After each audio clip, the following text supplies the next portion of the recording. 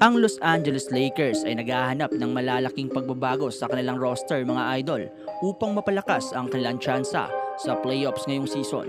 Sa kasalukuyan, ang Lakers ay may record na 20-16 at nasa ika-6 na pwesto sa Western Conference.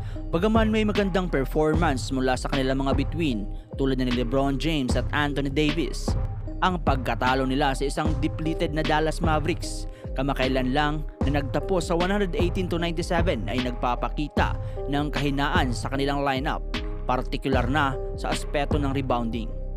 Isang malaking big man at isang karagdagang bituin ang mga nasa tuktok ng wishlist ng Lakers upang matugunan ng mga pangangailangan na ito mga idol at maganda para sa isang deep playoff run.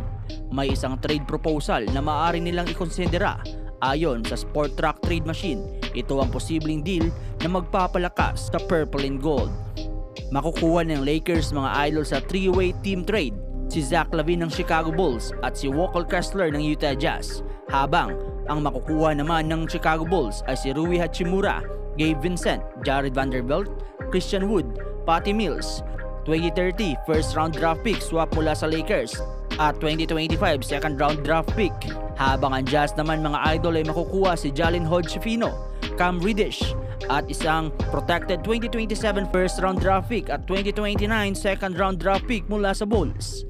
Sa trade na ito, makakakuha ang Lakers ng dalawang solid na piraso, si Zach LaVine na isang scoring machine at all-star caliber na player at si Walker Kessler, isang promising center na magbibigay ng solid na depensa at rebounding sa ilalim.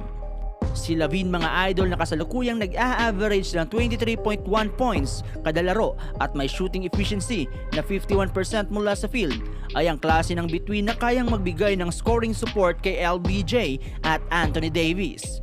Kung magiging bahagi siya ng Lakers, hindi lang siya ang magpapalakas sa opensa, kundi magiging isang malakas na pangalawang option para sa team. Samantala naman mga idol, si Kessler ay nasa kanyang career year ngayong season, averaging 10 points at 11.3 rebounds kada laro. Ang kanyang mga numerong ito ay mataas na sa kanyang 3 taon sa NBA at magiging isang perpektong complement ito sa interior game ni Anthony Davis. Kailangan ng Lakers mga idol ng isang player tulad ni Kessler upang mas magbigay ng lakas sa kanilang depensa at rebounding. At kung usapan naman para sa Bulls mga idol, makikinabang pa rin ng Chicago Bulls sa trade na ito. Makakakuha sila ng isang solid na haul sa trade na ito, si Rui Hachimura.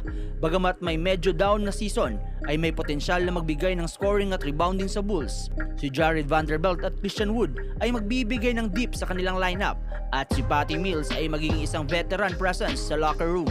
Bukod sa mga players, makakakuha rin sila ng mga draft picks na makakatulong sa kanilang rebuilding process. Ang pagkuha ng 2030 first round pick swap at isang 2025 second round pick swap mula sa Lakers ay magbibigay ng flexibility para sa hinaharap ng Bulls. Habang ang Utah Jazz naman mga idol ay makakabenepisyo rin sa bagay na ito dahil sa kasalukuyan nasa rebuilding stage din sila.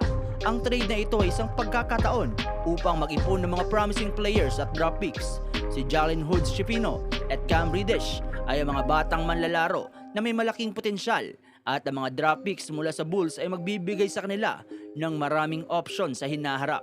Ang trade proposal na ito mga idol ay magbibigay ng malaking benepisyo sa Lakers na magpapalakas sa kanilang lineup at magbibigay ng solid na piraso upang makipagsabayan sa mga malalakas na koponan sa Western Conference. Si Zach LaVine at Walker Kessler ay magiging mga pangunahing assets sa kanilang playoff push, habang ang Bulls at Jazz naman ay makikinabang sa mga players at draft picks na makakatulong sa kanilang long-term goal.